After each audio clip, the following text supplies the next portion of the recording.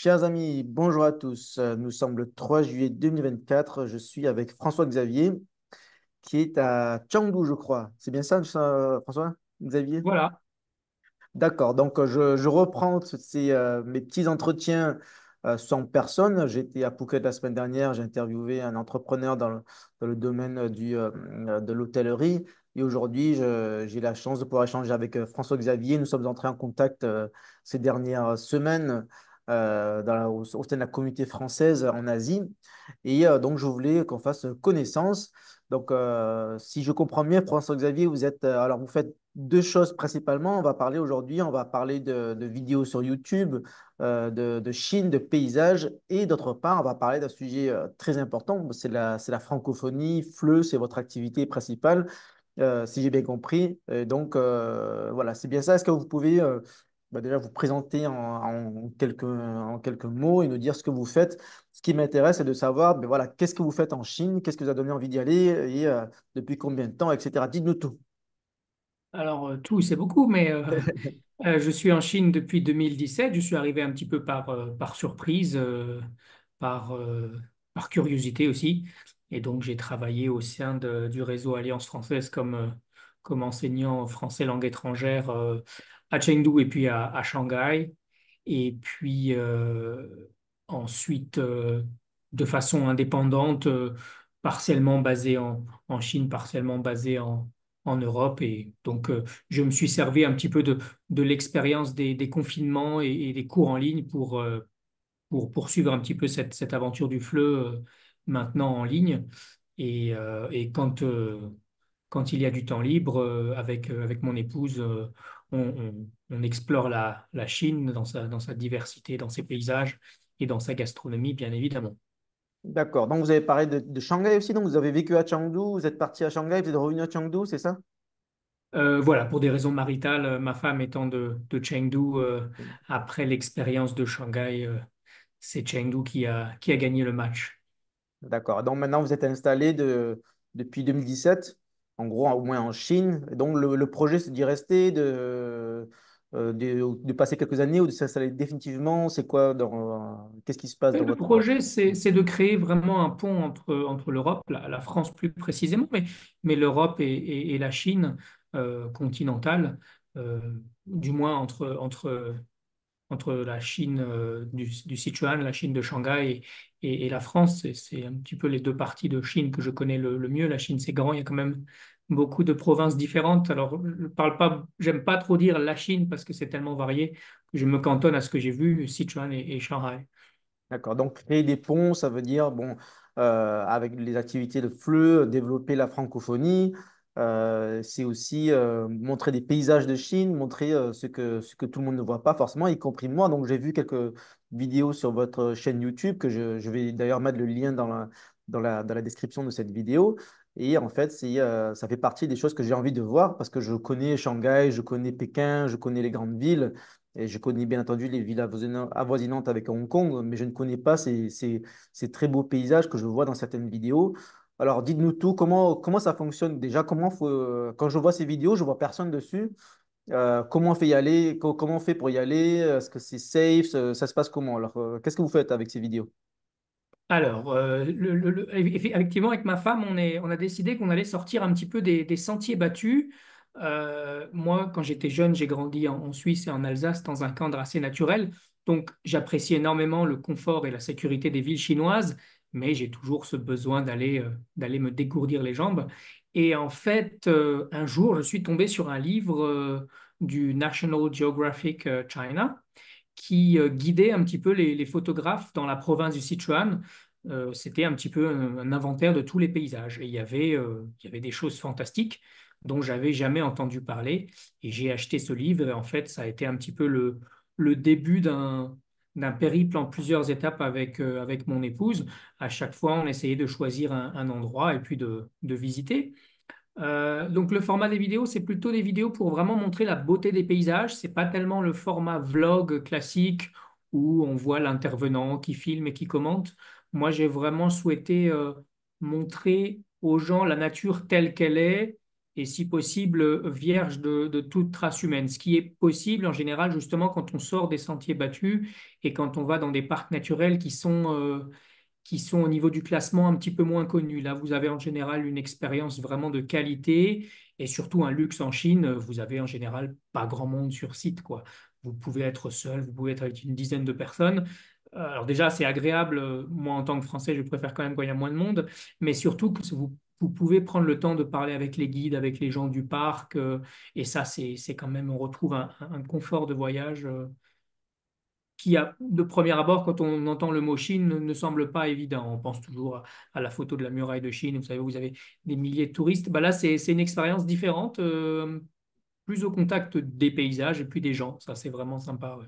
Alors c'est vrai, quand je vois les vidéos, j'ai l'impression de voir National Geographic, un truc vraiment très pro et Merci. impressionnant, le fait qu'il n'y ait personne aussi. C'est vrai que bon, moi j'habite à Hong Kong, il y a du monde partout, on se bouscule dans la rue, mais même quand on va dans les sentiers, en dehors des sentiers battus, quand on va dans la montagne, il y a toujours des gens qui font de la randonnée. Mais là où vous êtes, on peut aller dans des endroits en Chine où il n'y a personne et je me dis, est-ce que c'est dangereux? Est-ce Oh que... non, pas du tout, pas du tout. Alors il faut évidemment respecter les précautions d'usage.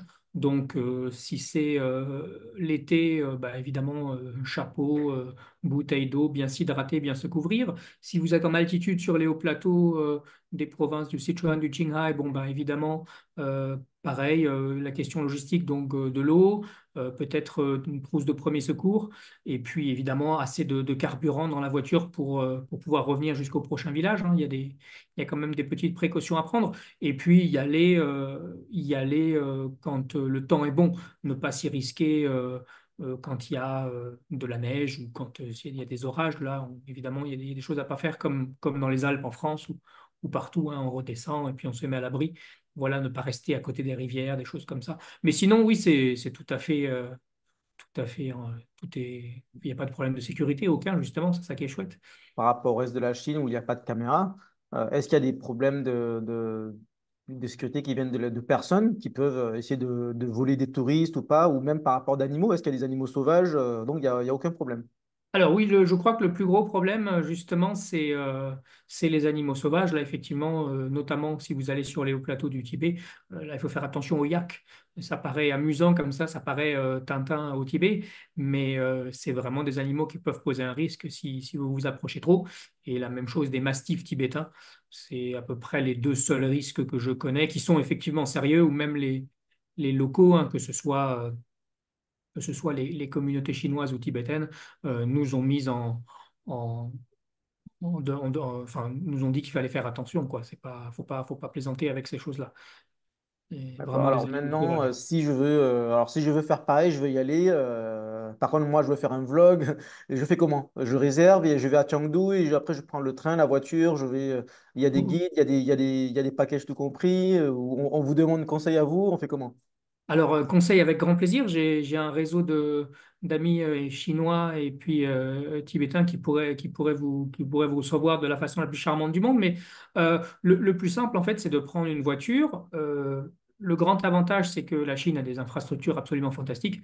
Donc, une voiture de ville fait parfaitement l'affaire pour 95, voire même 98% des situations.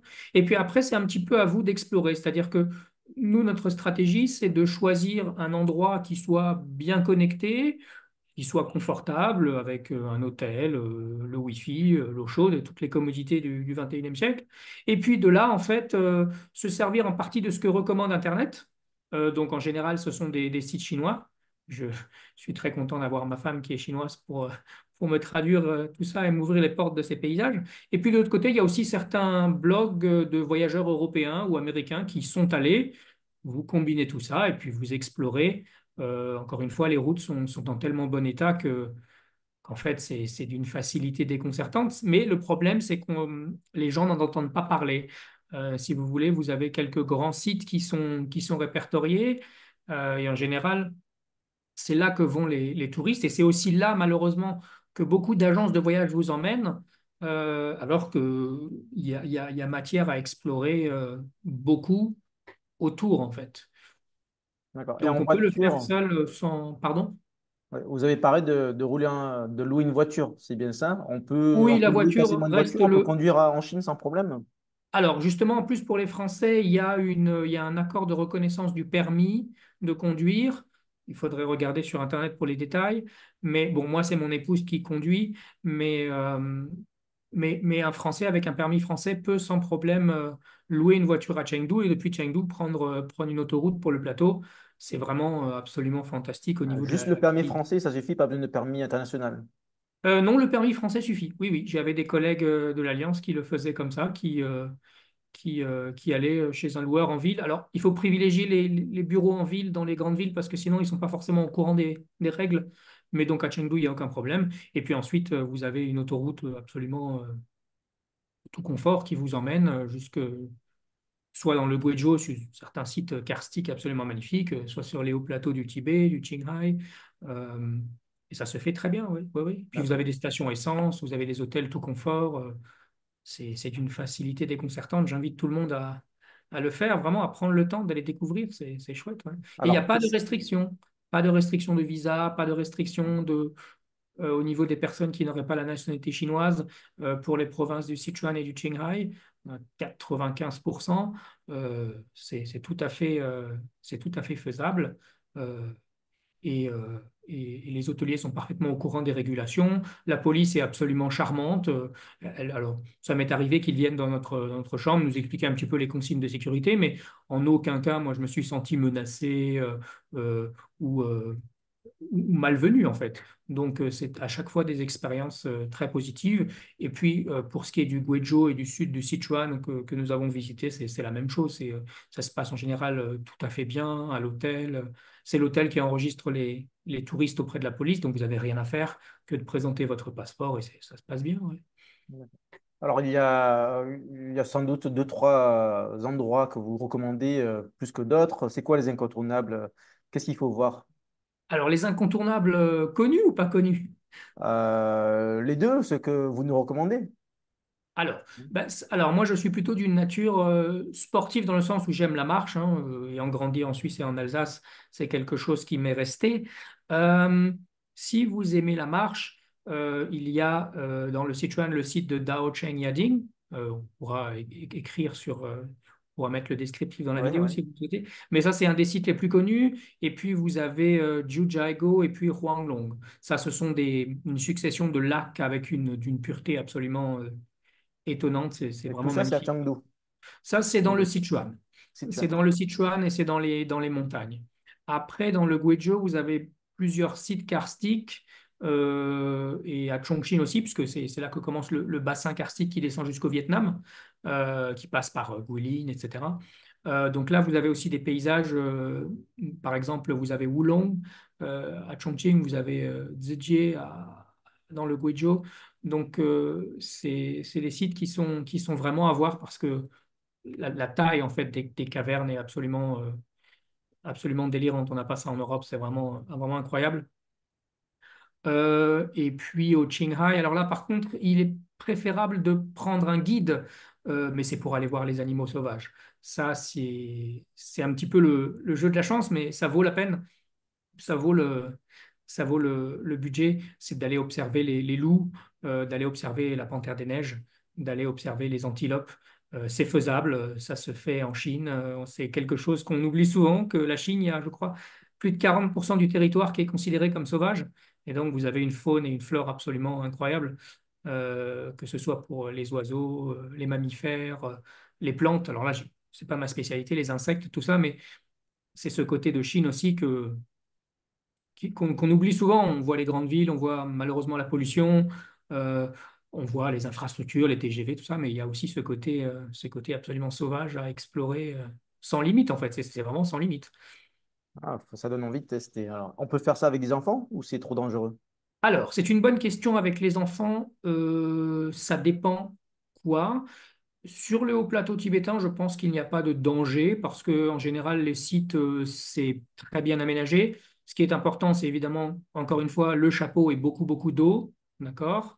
Euh, pour ce qui est de l'observation animale, bon, bah, ça, c'est un petit peu selon les parents, hein, mais ça se fait très bien. Depuis la voiture aussi, on voit beaucoup de choses. Et puis en général, c'est pas très sportif. Si après, on parle de, par exemple, Dao Cheng Yading, ou de, par exemple, Sugunyanshan. Il y a des parties qu'on peut faire avec les enfants qui sont bien aménagées. Il y a des parties où il faut faire attention parce qu'on est quand même au-dessus de 4000 mètres, voire même 4500 mètres. L'oxygène, le manque d'oxygène se fait sentir. Donc, moi, j'ai pas d'enfant, mais je conseillerais quand même de faire attention à partir d'un certain âge seulement. Ouais. D'accord. Et puis Bon, bon, le soleil tape quand même très fort. Vous n'avez pas d'ombre, hein, ce sont des hauts plateaux, mais il n'y a pas d'arbres. Donc, selon les endroits, selon les activités, enfants en bas âge, peut-être faire attention. très bien. Bon, de l'enseignement du français, du FLE. Alors, qu'est-ce que vous faites exactement? Vous êtes toujours à l'Alliance française ou vous êtes indépendant? Vous êtes ailleurs? Alors, moi, je suis maintenant indépendant. Euh, j'ai souhaité développer un format de cours qui soit plus personnalisé, plus personnalisable, après avoir beaucoup appris avec le réseau Alliance française, que je remercie d'ailleurs pour la très très belle opportunité d'avoir pu venir en Chine, euh, de faire quelque chose d'un petit peu plus personnalisé pour les gens qui ont déjà des horaires différents de ceux proposés par les différentes écoles de langue de façon plus générale, mais aussi des besoins différents. euh, où on peut vraiment avoir une flexibilité quant au thème, quant au manuel, quant au style d'enseignement, quant au contenu. Ça rejoint un petit peu les thèmes. C'est que des cours particuliers, si je comprends bien. Voilà, c'est des cours particuliers ou alors des cours à très petits, en petits groupes. Voilà. Oui, petits groupes avec des personnes qui ont le même niveau et qui veulent le même thème, etc. C'est ça, en général, qui se connaissent. D'accord, très bien. Et vous êtes ça de manière, vous êtes seul ou vous avez créé une structure avec des équipes? Non, non, tout seul, c'est vraiment c'est vraiment par plaisir. En fait, je le fais pas de façon, y a pas de logique pécuniaire. C'est vraiment plutôt parce que j'aime ça et je voulais explorer un autre aspect du FLE euh, où la personnalisation des cours est un peu plus importante. Ouais. Et puis pour la bonne cause, pour le rayonnement de la France et de la francophonie. Alors, c'est un petit peu l'avantage, c'est que justement, le fait de pouvoir sortir un petit peu du manuel ou d'un manuel, ça permet justement de cibler un petit peu l'intérêt de certains apprenants, notamment dans des niveaux plus avancés. Donc, ils ont accès de par leur niveau, à plus de choses. Et donc, oui, on peut se retrouver à parler de Catherine Deneuve, on peut se retrouver à parler de l'exposition universelle et de Gustave Eiffel, ou alors de la recette du savon de Marseille, oui. Et c'est des choses qui intéressent beaucoup les Chinois, nos amis chinois, notamment ceux qui ont déjà été en France plusieurs fois, un petit peu comme moi en Chine, vous avez fait des classiques et vous voulez voir autre chose. Eh ben, eux, c'est un petit peu la même chose. Ils connaissent les grands classiques que sont le bassin parisien, la Côte d'Azur, les grands vins, etc. Et ils vont commencer à s'intéresser à des choses qu'on leur montre pas forcément, auxquelles ils n'ont pas forcément accès parce que, ben, justement, c'est pas des choses dont on parle beaucoup. Un petit peu comme moi quand je suis arrivé en Chine, une fois que j'ai fait les grands parcs naturels qui étaient répertoriés, classés 5A, je me suis dit, mais c'est pas possible, il y a autre chose. Et oui, il y a autre chose. C'est un petit peu la même logique que j'essaie de proposer, c'est de sortir des sentiers battus et puis d'aller voir, de continuer si vous voulez, à, à nourrir leur curiosité de ce qu'est la France et plus généralement la francophonie et plus généralement l'Europe. Voilà. D'accord, très intéressant. Donc, la plupart de vos clients, de vos élèves, si je comprends bien, ce sont des passionnés qui veulent découvrir un aspect de la France, culture française. Est-ce qu'il y a aussi des étudiants, des futurs professionnels qui veulent apprendre le français parce qu'ils veulent aller en France, parce qu'ils veulent faire du business en France, parce qu'ils ont des projets professionnels, ou c'est surtout Alors, pour du tourisme? non, tous mes apprenants sont en activité. Et en général, leur activité a un lien avec la France. En général, c'est dans le luxe, mais pas seulement, et où effectivement, ils ont un certain niveau qu'ils ont acquis depuis des années, un niveau vraiment respectable, et ils cherchent justement à sortir un petit peu des sentiers battus de ce qu'est la culture française. Donc, dans tous les cas, ce sont des gens qui sont déjà en activité. Euh, les étudiants qui se forment pour aller en France, Là, il n'y a pas meilleure école que l'Alliance française. Je fais volontiers de la publicité à mes anciens collègues. Vraiment, c'est eux qui sont au top parce qu'ils travaillent avec le ou les consulats et qu'il y a tout ce travail qui est mis en place de reconnaissance des niveaux, de passation des examens, puis ensuite de candidature aux différentes universités. Moi, c'est pas ça que je fais, ça je l'ai fait avec grand plaisir. C'est vraiment quelque chose de différent, de personnalisable. Ouais. D'accord, très intéressant. J'ai appris aussi que la Chine est le pays où l'apprentissage du français est à la plus forte croissance pour différentes raisons. Et l'une de ces raisons, c'est que beaucoup veulent apprendre le français pour aller en Afrique. Ça vous dit quelque chose ou pas? C'est pas du tout dans votre cas. C'est pas du tout le cas chez vous, là. Alors, chez moi, mes apprenants, non, pas du tout. J'ai eu effectivement, quand j'ai travaillé avec l'Alliance française et pour l'Alliance française, quelques étudiants qui effectivement allaient en Afrique, soit pour y enseigner le chinois, soit pour travailler avec des entreprises de construction, dans la prospection minière. Mais c'était ce que je sais, c'était très minoritaire. Alors, je ne sais pas si c'est par rapport au fait que les apprenants de Chengdu, en majorité, n'ont pas ce profil-là. Est-ce que dans d'autres villes, il y a peut-être plus Mhm. d'ingénieurs qui vont à l'Alliance française dans ce but-là? Ça, je ne sais pas. Mais de ce que j'ai vu, moi, dans mes classes, très, très peu, hein. Ça se compte sur les doigts d'une main. La très, très grande majorité, on parle à 95%, c'était pour la France et un petit peu pour le Canada à l'époque aussi. Il y avait un Ah, certain nombre qui souhaitaient émigrer soit au Canada, soit au Québec. Ouais. d'accord. Alors, est-ce que vous envisagez d'aller à Shanghai, dans le sud de la Chine, Shenzhen, ailleurs? Vous êtes bien à Chengdu, vous voulez y rester? Bah, mon épouse étant à Chengdu, on n'est pas malheureux à Chengdu. D'accord. Voilà. Et bon, on va dire, est-ce que vous avez des conseils des Français qui veulent venir à Chengdu aussi? Ils veulent visiter, ils veulent s'installer, ils veulent s'expatrier. Qu'est-ce qu'il faut savoir? Qu'est-ce qu'il faut savoir? Alors, bon, évidemment, s'ils s'expatrient dans le cadre d'un travail, ils seront accompagnés.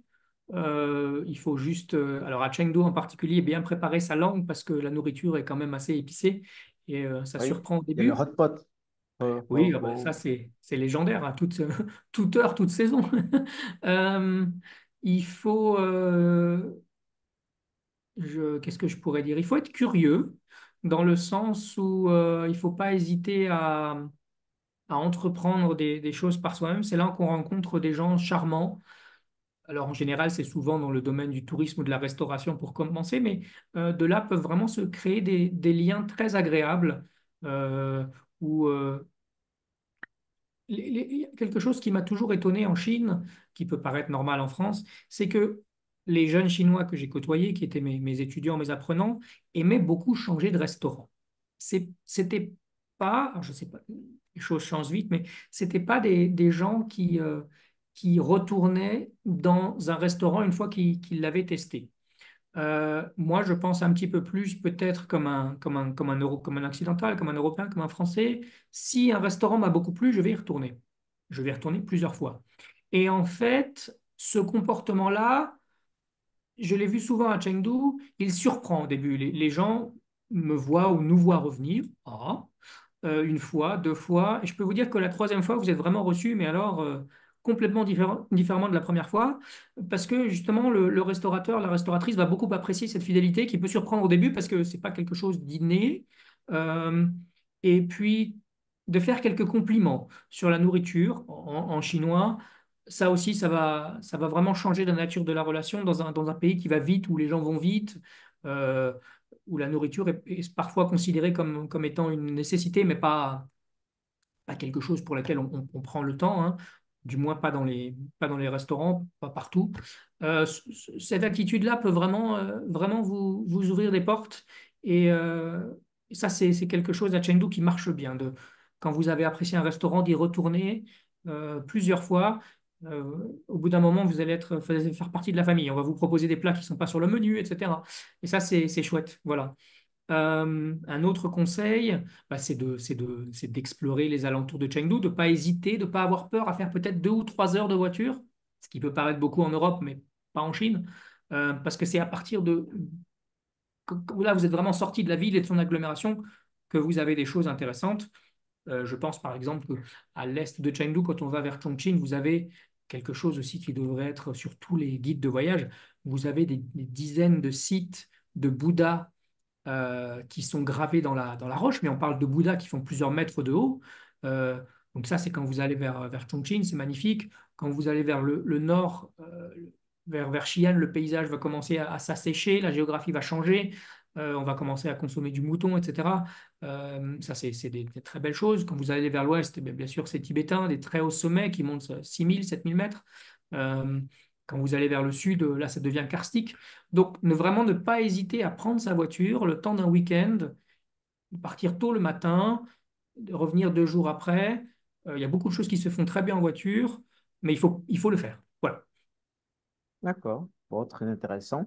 Merci pour ces bons plans.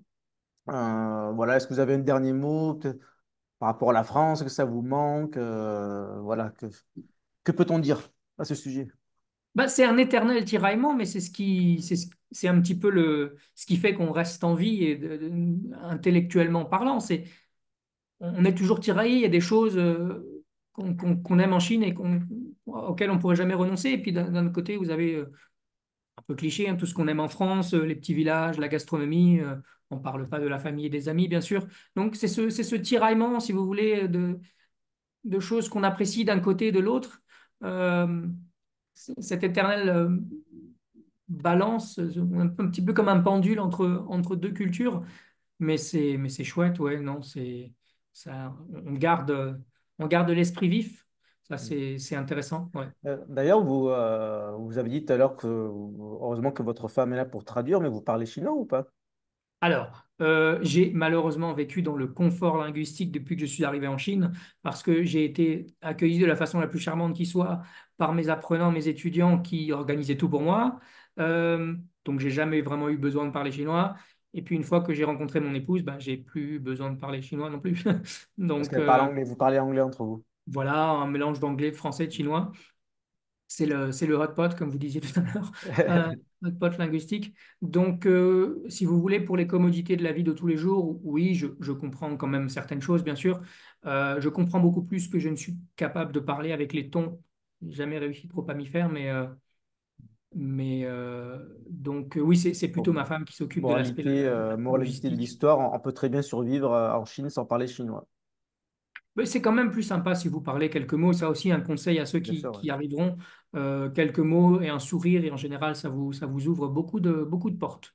En Le tout cas, sourire et les quelques mots. il y a pas de porte qui se ferme, il n'y a pas d'obligation. En tout cas, quand on a la volonté, ça se passe bien en Chine. Mais c'est comme partout, hein. Moi, je pense que quand on a une attitude positive, euh, dans 98% des cas, ça se passera bien. Ouais. Super. Ben, très intéressant. Merci beaucoup, François-Xavier. Et j'espère à bientôt. Je vais réserver un voyage. Je vous tiens au courant alors, hein. On se Ah bah, avec rencontrera bientôt. plaisir. Avec plaisir. Venez, venez. Merci, au revoir. Au revoir.